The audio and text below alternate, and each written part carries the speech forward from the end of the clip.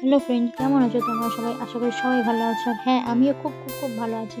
আর আজকে নিয়ে চলে এসেছি আরেকটা নতুন রেসিপি, নতুন খাবার। তো নতুন খাবার কিনা জানি না, আমার কাছে নতুন। আজকে বানাচ্ছি ইলিশ মাছের লেজ ভর্তা।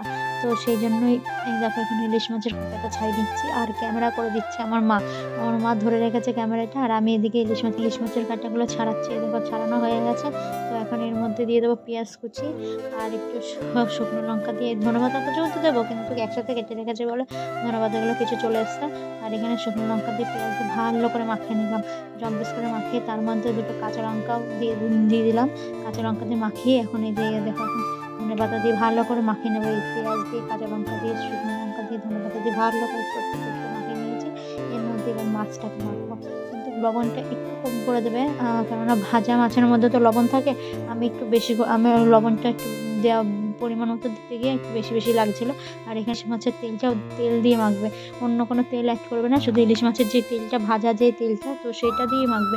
আর একটা ভাজা মাছ বাটিতে ছিল, ওটা আমার দাদার মেয়ের জন্য ছিল, কারণ ও ঝালের জিনিস খেতে পারে না, সেই জন্য ওকে ভাজা মাছ দেওয়া হয়েছিল। আর এই দেখো এখানে আমার ঝাঁটাভাত মাখা হয়ে গেছে, কারণ এটা দিয়ে আমি আর মা ভাত খাবো, আরও দাদারাও খাবে।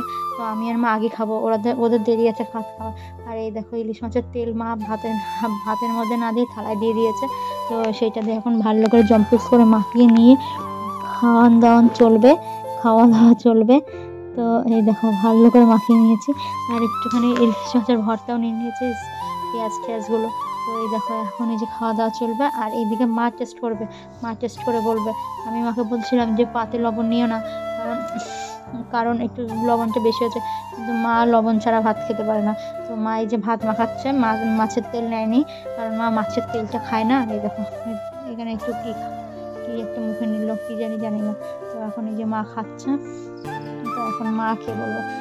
মা মুখে নিয়ে সাথে সাথে বলছে হেভি হয়েছে। মাকে ঘুরে বললাম এদিক ঘুরে বলো, এই দেখো ঘুরে এদিকে ঘুরে বলছে হেভি হয়েছে।